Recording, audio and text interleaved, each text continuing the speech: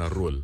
They have a role to spread the message, especially a message to do with peace and also encouraging young guys. My guys, tokeni huko hivyo maze, vote. Ask your friends and your family to show up. Tarehe 9.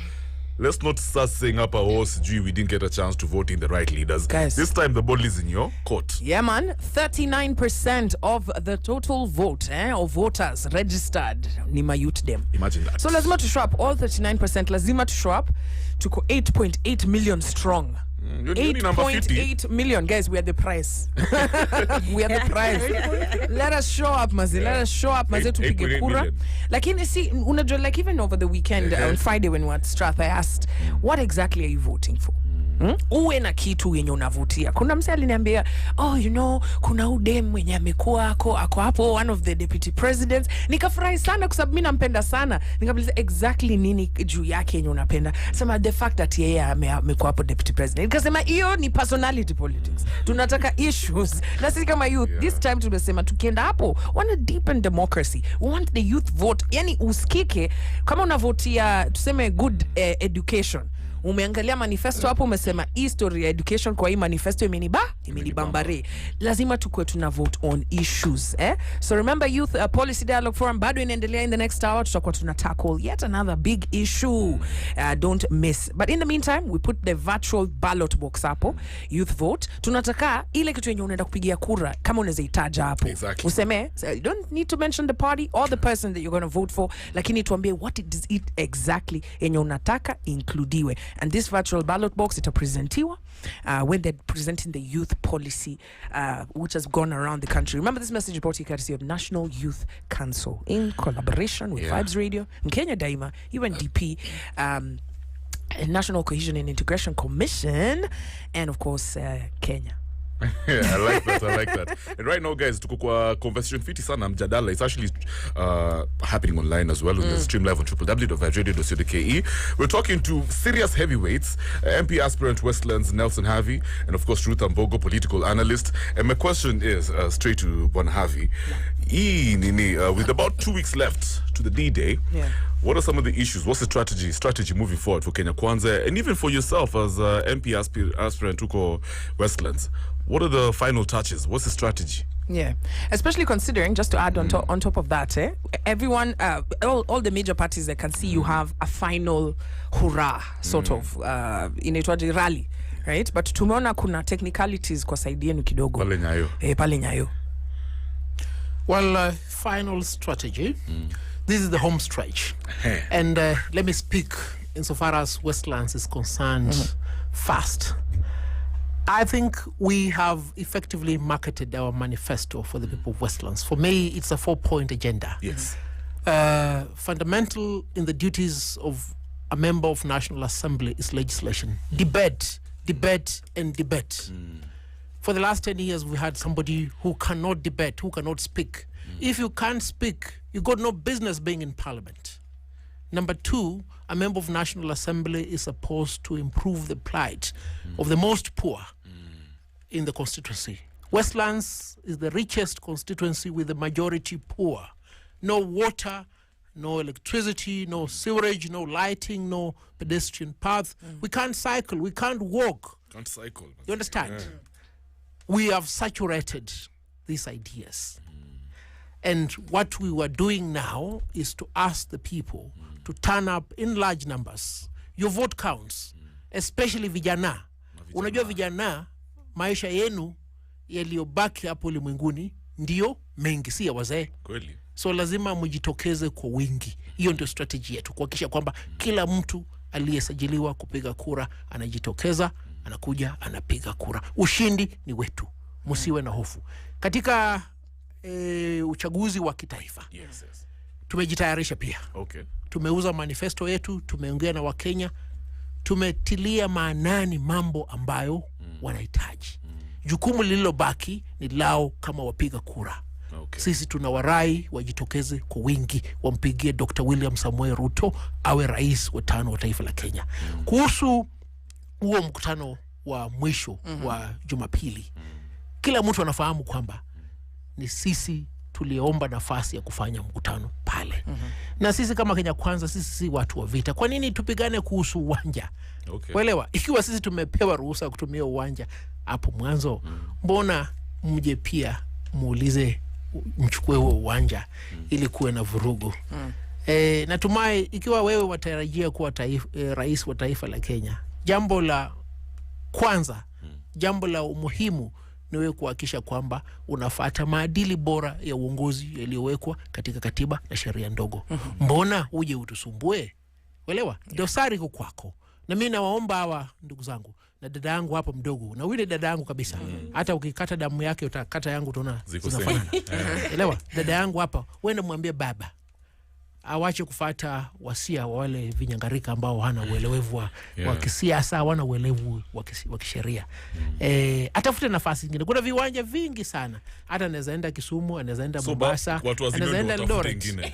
Hakuna nafasi kubwa. So bado yenu ina happen on Sunday Nyayo Stadium. Nyayo. Nani Sheila? Nani anajua atakuwa hapo kesho? Hakuna jua atakuwa hapo kesho. Lakini nasema wakili, maombi yetu ni haya. Tuwe na utengamano, tuwe na amani. Kweli? Ikiwa sisi ndio tulipewa ruhusa ya kwanza kutumia uwanja, mbona tuende tupigane? Na nakwambia, ikiwa watu wanataka tupiganie uwanja, hilo ni jambo baya sana. Na sisi kama Kenya Kwanza hatutapigania uwanja, tutafuata sheria. Ruth, yes. If finale, and you know finale ni muhimu. Hapo ndio wase wana show up. Na unajua Uhuru Park kuna vitu mob zinaendelea. By the way, kama hujaipitia express uangalie huko Uhuru Park. Kuna ma constructions na hapo very dangerous. Deadly. Kwanza nilingine lingine kuna auditorium vibes, amphitheater vibes. Nikasema nikasema hii tulikubaliana lini, lakini hiyo ni story for inaitwa legacy. Mimi sijui tulikubaliana lini hiyo Uhuru Park ifungwe, but tuliona two fence. What are your thoughts? Hii rally ya mwisho hapo ndio sasa kumaliza in style. Lakini sasa mnapigania Nyayo Stadium, kunaenda nilisikia mtu akisema UDA wanafaa watafute Kamarin Stadium. Watafute Kamarin Stadium wafanyie rally yao huko.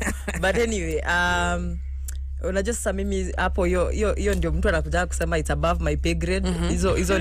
Hizo ni vita wacha wao makubwa wapiganie huko juu. But me at the end of the day, as a young person, nataka nione hawa wase wana appeal to the youth aje kivipi hii dakika ya mwisho. Because unajua my youth are just one very difficult group of people to understand. Very difficult group of people to understand. Sisi ndio tuna complaining the most. We complain the most when things are not working. Tukipatiwa platform ya ku have a voice, ku make a difference, we are the ones who do not take it up. Wacha nikupatie feedback. Yes. Tunasemanga hiki kitu inaitwa apathy. Apathy inatoka sasa hizi ma elections zote na ni bado wale tu. So kuna haja gani? That's the feedback yenye utasikia kwa nini. Na unajua, let me tell you, the thing about change ni progressive. Unajua change haikujangi all at once. And the thing about us as my youth ni kama si utakanga tuone kila kitu poa ikifanyika all at once. So we don't appreciate the progress that our vote makes as time goes by. For instance, my youth ni kama atu appreciate that for the past few elections, because of our participation, or those of us wenye tumekuwa tukiparticipate, at least the number of youth wenye wanakuwa involved at decision making levels na within even the political circle inaenda increase. Unaona, hiyo ni kitu watu appreciate. Meaning that kama tungekuwa tuna appreciate easy gains zenye tumekuwa tukipata with time, if we would be appreciating these gains, we would participate even more and get even bigger gains out of participation. Unajua, juni ukiparticipate ndio mtu anakuchukulia seriously. If all the youth would declare, and for instance kama 2017 my youth wote wange vote like all of us who had registered, kama tungekuwa tumevote 2022 tungekuwa tunachukuliwa very seriously. Unaona, tungekuwa tunachukuliwa very seriously na promises zenye zingekuwa zinamekiwa za my youth zingekuwa serious. Na set tu ni promises za we are making promises and we won't deliver. Ni zile promises ma politicians wangekuwa wakimake wakijua they have to deliver, because at the end of the day my youth will prove that they participate in this process, and in the next election they will still participate. So for me, kitu nataka ku urge my youth during these 2 weeks, it is upon ourselves to talk to our own youth.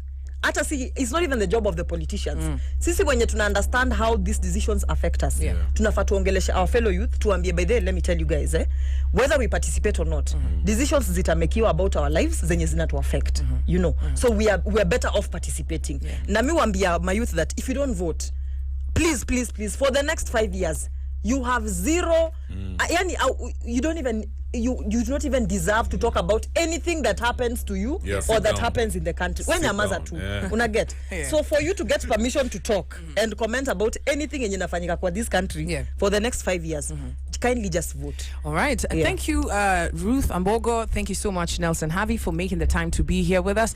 And my youth, umesikia yo mambo. In fact, I'm going to give you one quote yenye ilitoka from Strathmore University. One of the panelists alisema, you know, if youth can be like women, right? Ukiangalia, if you're the kind of person when you make up ukisema ati hakuna haja ya kuvota kwangi na change, look at the amount of changes that have happened, say when women turn out to vote. You can see women being included, the changes that have happened because women show up. If youth tunge show up you know, women show up, so tusiwachwe nyuma. 39%, that's a big number. That's a big number. Na atuvoti mse tunavotia issues. So we nataka uangalie kwa hiyo region yako MCA ni nani, right? Kwa hao wenye wana compete ni mgani mwenye anakaribia zile vitu zenye unatarajia for your future. Ukiangalia women rep hapo kwa hiyo area yenu, ni nani anaongea vitu zenye zina make sense, na si ati the loudest, ule mwenye tu ana make sense. Aya, pia tunaongea juu ya hapo kwa governor na senator, because that's still your county. Mimi kwa box niko hapa Nairobi, mambo za Nyandarua ni zenu, ukibebwa umebebwa. Alafu tunakuja kwa president, so it's not to one seat, it is a myriad of issues. Na lazima show up. 39%, that's a big number. Let's take advantage of Let's take advantage. Now, tumekapo youth vote, the ballot box, tumekwambia make sure umetaja kitu yenye unaenda kupigia kura.